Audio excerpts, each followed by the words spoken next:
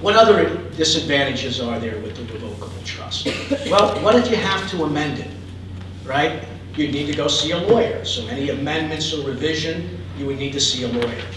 The other big disadvantage is the titling of assets. You have to go through the process of retitling your bank accounts into the name of the trust. That's something that may take a little bit of time, but once it's accomplished, you have now funded the trust, and that trust is going to handle all your affairs. All your affairs will be run through that trust. Remember, when you create the trust, and it's the revocable living trust, throughout your lifetime, you have full access, especially if you're the sole trustee, to the principal and income of the trust. You can do whatever you want with that money. However, for estate tax purposes, it is includable in your estate. It's part of your taxable estate. So it's not a gift. When you put assets in a revocable trust, you're not making a gift. So when you die, it's includable in your taxable estate. If your taxable estate is over $1 million, there could be a New York estate tax. And in New York, there is no portability between husband and wife. But in New York, you can make all the gifts up to $5.34 million per person without taxable gifts, without having any problem, because there is no New York gift tax right now. So there's an anomaly. While they have an estate tax, there's no gift tax. So you can actually use the federal credit to gift away as much as you want to reduce your taxable estate to below $1 million to avoid the New York estate tax. And believe it or not, a lot of our clients are doing that, okay?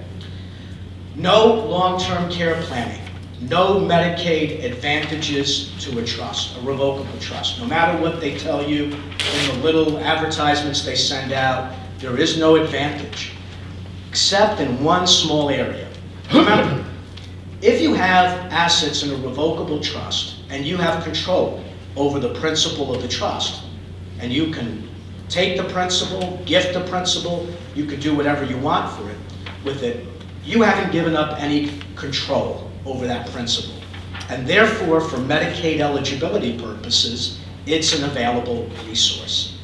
If you put your house in the trust and it's your primary residence, the house will still be exempt for purposes of eligibility because it is your homestead. There is something called the homestead exemption. So there is no impact by the house being in the name of the revocable trust. However, if you go on Medicaid and you're getting Medicaid benefits, home care, nursing home Medicaid, and you have assets in the revocable trust, Medicaid could place a lien during your lifetime on those assets. And they will have a claim for the value of the services they've provided on the assets in the trust upon your demise. But they have to do it while you're alive, because the moment you die, the trust, which is revocable, becomes irrevocable. And in New York, Medicaid only has claims against probate assets.